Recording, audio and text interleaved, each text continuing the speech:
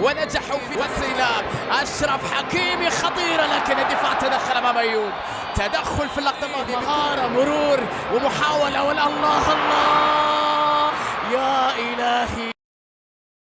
بلال مرة أخرى تحرك بجانب سفيان، هذه واحدة خطيرة تسديدة لكنها في يد الحارس. حلوة كانت الفكرة من أمراض. عندي دور دي إلياس تدخل بشكل مبالغ فيه. يسحق عليه انذار مستحق. هذا التدخل القوي اللي كان الجماهير حاضرة في أحداث هذه المباراة وبالتأكيد تستمتع بكرة رائعة من جانب سفيان. رحيمي على جهة اليمين، كرة عرضية حلوة وخطيرة لكن الحارس يا الله. كانت حلوة اللقطة الماضية، عملوا فيها شيء كبير لكنها اختارت أن تذهب بعيدا. اختارت هذه المباراة البقاء على ما يبدو. لقد كان قاتلة واستغلال بمثالية. حكيمي بلمسة لأيوب والثالث. يا ولد يا ولد يا ولد يا ولد، أي كورة وأي لعبة يا معلم. لمسة جميلة جميلة والمغرب جميلة جاب والكورة ممتعة. حكيمي حطها وأيوب خلصها والمباراة تقريبا انتهت. في هذه اللحظات انتهت هذه التمريرات لكن التغطية إصابة وتدخل وخطأ يحتسب حكم المباراة لمصلحة المنتخب المغربي في هذه مقابل 4. حكيمي السرعة الهائلة، التدخل والخطأ يحتسب حكم المباراة جدا عند اللاعبين والمدرب وليد الرقراقي اللي يشوف اللاعب اللي ويقدم كل ما لديه من اجل منتخب برازيل في هذه المباراة.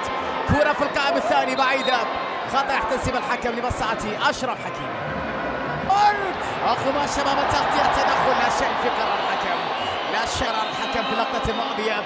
فقط 20 سنة للاعب موهوب يحب اللي ضاعت بسهولة. تصل بعد ذلك إلى دياز أمامية، محاولة واندفاع هجومي في هذه الوضعية بينية وسفيان يوسف وانتصاري.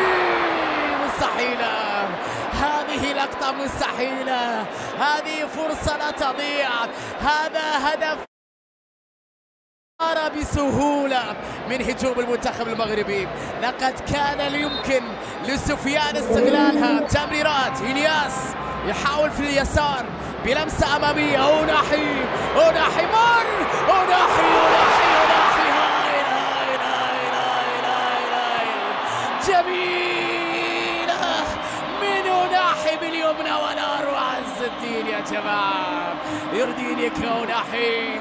أي كورة، أي مهارة، أي روعة، أي متعة، أي إبداع، أي أوناحي.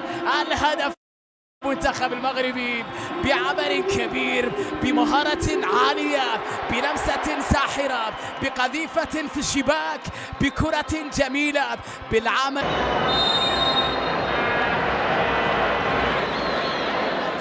يحاول بعد ذلك إلياس يكسب خطأ. عندك فرصة وطيب الله غباش كورة ولا أروع، جميلة للغاية لكن أيضا الحارس قتالي قوية في اتجاه المرمى لكنها صدمت، وفرصة خطيرة لكنها ضاعت على مرتين وثلاث وعادت وتسديد كرة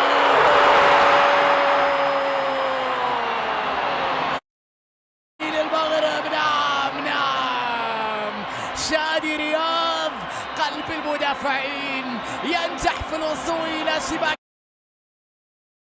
هدف مغربي ثاني برواء كبيرة من شادي، هدف ثاني عن طريق رياض. المتعة الكروية مضمونة الليلة مع فريق وليد الرقراقي. 2-0 في أقل من 20 دقيقة. نشوف كرة حلوة بعد ذلك، هذه عادلة الصخرة أغرد يتدخل في توقيت رائع في اللقطة الماضية ليذكرنا دفاع في هذه المباراة وحارس، وبعد ذلك وصول لمصلحة يا شتيات اليمنى بيني. حلوة حلوة حلوة حلوة حلوة حلوة. الله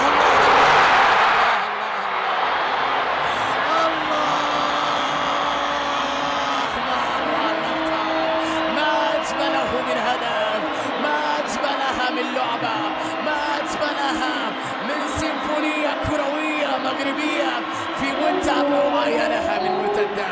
ايش متعة في هذه الأمسية. لقطة جميلة تنتهي بهدف رائع جميل مثير، سميه ما شئت في هذه اللقطة. هنا